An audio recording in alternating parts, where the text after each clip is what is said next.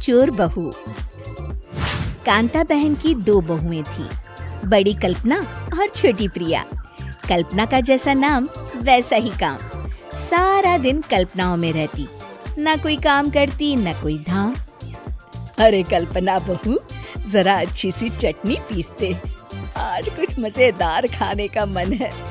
पेट में जलन हो जाएगी माँ जी बुढ़ापे में, और वैसे भी मेरा काम करने का वक्त शाम का है, अब प्रिया को ही बोल दो। इतना कहकर कल्पना वहाँ से चली जाती है। कांता कल्पना के ऐसे रवैये से काफी परेशान रहती है। मैं बना देती हूँ माँ चटनी। ऐसा बोलकर प्रिया माँ को चटनी बनाकर प्लेट में खाने को देती है कि तभी वहाँ कल्पना आ जाती है। अरे वाह चटनी, जरा चख कर तो देखूं, बड़े दिन हो गए।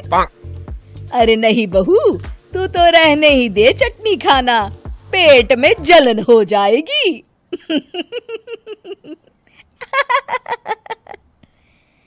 इतना कहकर कांता और प्रिया दोनों हंसने लगते हैं। कल्पना सारा दिन या तो मोबाइल में यूट्यूब देखती या फिर सोती रहती।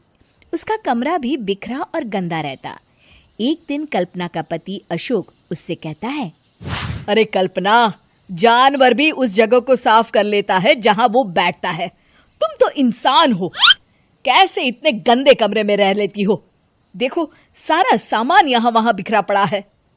ज्यादा अपनी माँ का बोल ना बोलो। हाँ, कमरा तुम्हारा भी तो है, गंदा लग रहा है तो साफ कर लो। पता नहीं तुम्हारे साथ मैं कैसे जिंदगी बिताऊंगा।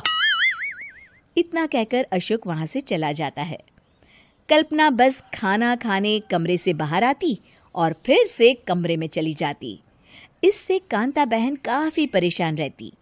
एक दिन प्रिया कांता से कहती है, माँ, मैं सारा दिन काम करके थक जाती हूँ, आप कल्पना दीदी से कहिए ना कि सुबह और शाम का काम बांट ले। मैं तो अब सिर्फ एक वक्त का ही काम करूँगी। हाँ। अरे तू वो भी ना करना, एक बहू तो कामचोर थी ही, दूसरी भी आ गई काम ना करने के बहाने लेकर। तभी वहाँ प्रिया का पति रमेश आ जाता है। माँ, मैं देख रहा हूँ भाभी कोई काम नहीं करती। प्रिया सारा दिन घर और रसोई का काम करती है, अब कुछ करो ना माँ। कांता मन में कुछ सोचती है और कल्पना के पास जाती है।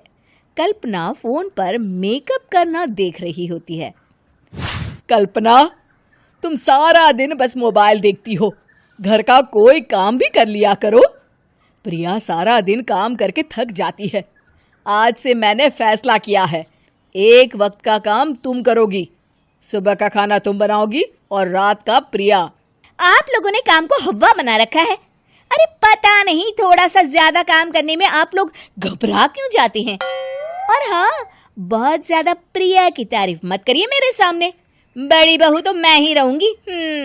मैं कुछ नहीं जानती, कल सुबह मुझे वक्त से खाना चाहिए, रसोई में आ जाना, वरना कल से तुझे खाना नहीं मिलेगा।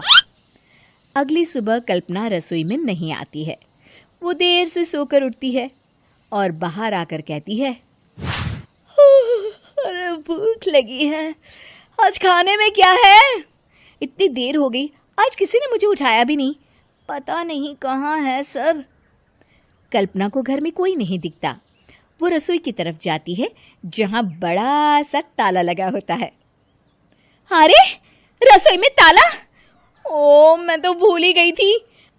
माँ ने आज से सुबह का खाना मुझे बनाने को कहा था। हे भगवान, इतने लोगों का खाना बनाना क्या आसान है? तभी घर के सारे सदस्य बाहर से वापस आते हैं। वाह माँ जी, मजा आ गया छोले भटूरे खाकर। मेरे मुंह में तो अभी भी स्वाद आ रहा है। अरे कल्पना, तेरे भरोसे रहते तो हम तो भूखे ही रह जाते। कल्पना को बहुत गुस्सा आ जाता है।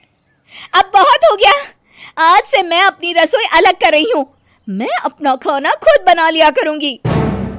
कल्पना अपनी रसोई अलग कर लेती है, पर आए दिन उसका देर से उठना और काम न करने की आदत से वो भूखी ही रह जाती थी। उसी के सामने घर के लोग अच्छे अच्छे पकवान खाते और कामचोर कल्पना को जैसे तैसे ही खाना बनाकर खाना पड़ता। पर एक दिन तो हद ही हो गई। माँ, दीदी आज सुबह से कमरे से बाहर नहीं निकली, हमें जाकर देखना चाहिए। सो रही होगी कामचोर कहीं की, पर तुम कहती हो तो चलो देख लेते हैं उसे। कल्पना कमरे में पेट पकड़कर बैठी होती है। हाय मेरा दर्द, पेट दर्द के मारे मर रही हूँ मैं।